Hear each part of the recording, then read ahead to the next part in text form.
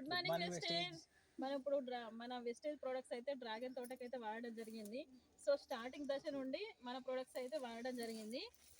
ఇప్పుడు ఫ్రూట్స్ చూడండి ఒకసారి ఎంత చక్కగా వచ్చినాయో. ఒక్కసారి చూడండి డ్రాగన్ ఫ్రూట్స్. అలాగే అక్కడ ఒకటి, ఇక్కడ ఇక్కడ ఇక్కడ చూడండి ఎంత చక్కగా వచ్చాయో.